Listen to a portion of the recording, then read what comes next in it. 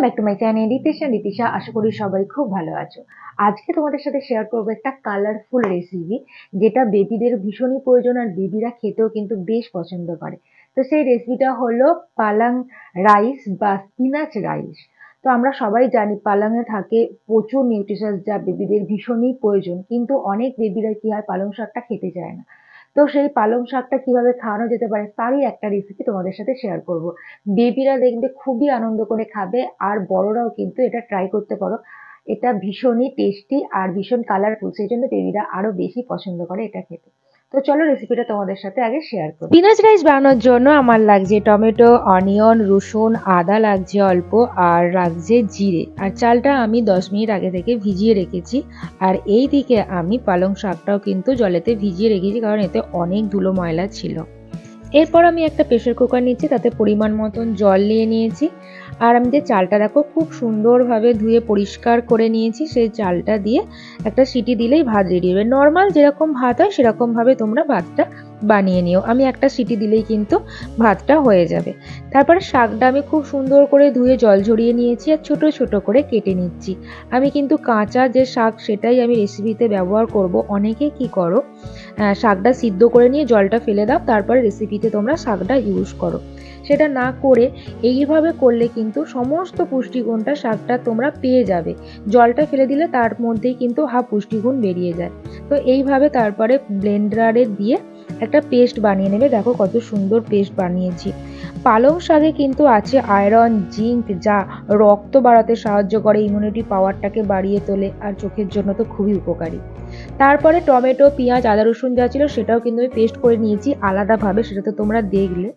আর প্যানের মধ্যে দিয়ে দিয়েছি ঘি, তোমরা চাইলে সাদা তেল বা বাটার দিতে পারো। তারপরে জিরে দিয়েছি, গোটা জিরে, সেটা লাল লাল করে ভেজে নিয়েছি। আর যে টমেটো, আদা, রসুনের পেস্টটা তৈরি করেছিলাম সেটাও দেখো আমি খুব সুন্দর করে ভেজে নেবো। যতক্ষণ না খুব ভালোভাবে ভাজা হচ্ছে ততক্ষণ কিন্তু তোমরা লো ফ্লেমে রেখে ভাজতে থেকো। আর এতে আমি দিচ্ছি সামান্য পরিমাণে হলুদ, নুন আর জিরে গুঁড়ো। বেবি 1 বছর না হলে কিন্তু তোমরা নুনটা ইউজ করো না। এটা তোমরা বেবিরা 10 মাস হয়ে যাওয়ার পর থেকে তোমরা কিন্তু বেবিকে দিতে পারবে। আর দেখো তারপরে আমি দিয়ে দিচ্ছি পালং শাকের যে পেস্টটা বানিয়েছিলাম সেই পেস্টটা দিয়ে দিলাম। খুব সুন্দর করে একটু নাড়াচাড়া করে নেবো, এর সাথে মশলার সাথে মিশিয়ে নেবো। আর এটা আমি 5 মিনিটের মতন একটু হতে দেবো, যাতে শাকটা সিদ্ধ হয়ে যায়। যেহেতু পেস্ট করা আগে বেশিক্ষণ সময় লাগবে না, এমনিতেই আমি একটু নাড়াচাড়া করে এটা হয়ে যাচ্ছে। আরও আমি 5 মিনিটের মতন এটা ঢাকা দিয়ে দেবো, যাতে খুব সুন্দরভাবে কুক হয়ে যায়। দেখো পুরো কালারটা চেঞ্জ হয়ে গেছে। কাঁচা অবস্থায় যেরকম ছিল, শাকটা সিদ্ধ হয়ে যাওয়ার পরে দেখো কালারটা পুরো চেঞ্জ হয়ে গেছে। এদিকে আমার ভাতও হয়ে গেছে। এবার আমি কিন্তু এর সাথে অ্যাড করব, দেখো এই যে ভাত হয়ে গেছে রেডি অলরেডি। তো ভাতটা আমি এর সাথে অ্যাড করব, নর্মাল যে ভাত বাড়িতে খাওয়া হয় সেরকমই ভাত দেখো এই শাকের সাথে এবার অ্যাড করে দেবো, এবং এটা নাড়াচাড়া করে নেব। তোমরা এটা পুরো ঝুড়ো ঝুড়ো করতে পারো বা একটু গ্রেভি গ্রেভি রাখতে পারো, যেরকম গ্রেভি গ্রেভি রাখলে বেবিদের খেতে কিন্তু সুবিধা হয়। রাইসটা যেহেতু কালারফুল হয়, গ্রিন কালারের, দাদান্তনি তো বেশ পছন্দ করে এটা। মানে এটা করলেই ওরা ভীষণই আনন্দিত হয়, আর আনন্দ করে খেয়েও না। আর টেস্টটাও না সত্যি অসাধারণ হয়, টেস্টটা পুরো পাল্টে যায়, বুঝতেই পারে না যে ওরা পালং শাক খাচ্ছে।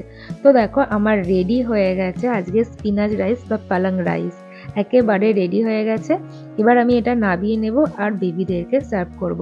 তোমরা এটা লাঞ্চে বা ডিনারে দিতে পারো, আর যেহেতু এটা শাক সেই জন্য তোমরা চেষ্টা করবে এটা লাঞ্চেই দেওয়ার জন্য।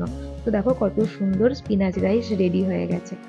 তো এটা তোমরা লাঞ্চে দিতে পারো। আর এর সঙ্গে আমি অ্যাড করব দই।